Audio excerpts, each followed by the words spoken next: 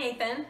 So I use the recipe in the Betty Crocker cookbook, crepes, but I leave out the baking powder. Omit the baking powder, but other than that, that's what I use. Put in the 2 cups of milk and the 2 eggs first and blend them, and then add the other ingredients, finishing with the melted butter. And then I just take it and I mix it in a blender.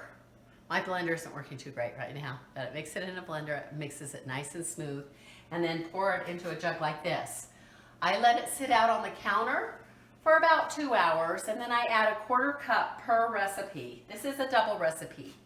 I add a 1/4 cup of water to it, and the consistency is perfect. Mom uses 2 pans. This is about as good of a crepe pan as you can get, and then she makes smaller crepes in a regular skillet. She has oil and an oil brush and just vegetable oil. This is canola oil.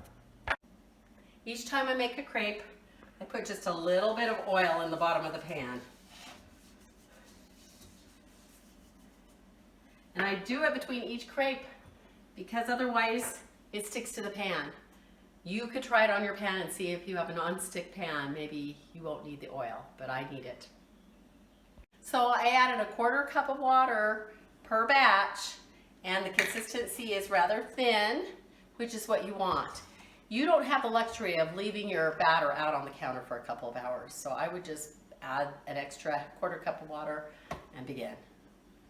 You'll want to put it in something with a spout. You can use this, you can use a pitcher, and then pick it up when it's hot enough.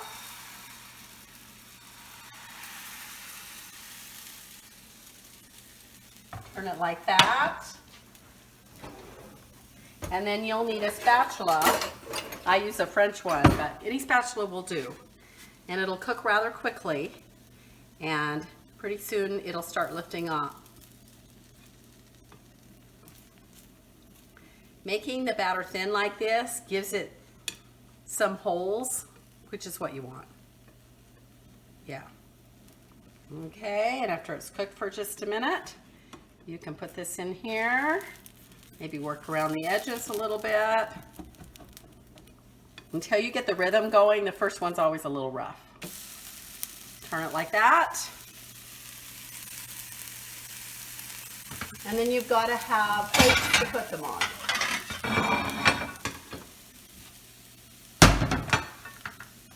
Let's turn this down. It doesn't take very long on the second side. And you work to get the temperature just right. I have mine at a 7.5. I might have to turn it down.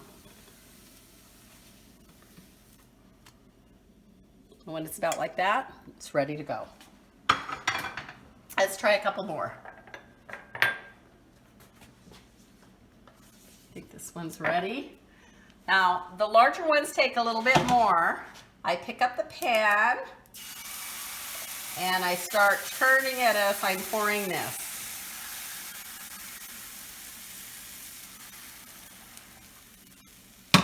Voila. I think it's about a 1/4 cup. We could try that and see about how much it is. And then I get the little one going at the same time.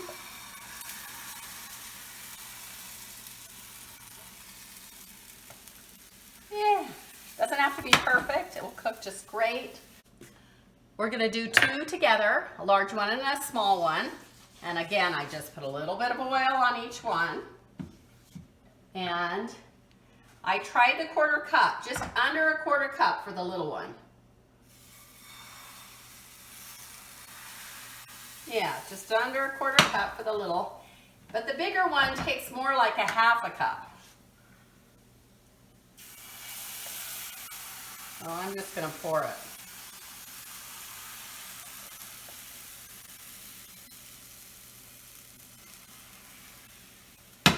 Mine are a little hot. They're running just a little hot. So, whew, by the time I come to turn this over, it's a little, you want it more this consistency. Or that brownness, I should say, not consistency. Yeah, these are running just a little hot. I'll turn them down just a little bit. But what you do is just stack them right on top of each other when they're done, okay? Just take it right out, put it right on the next one, and they'll come off really easily. This one's ready now. Voila.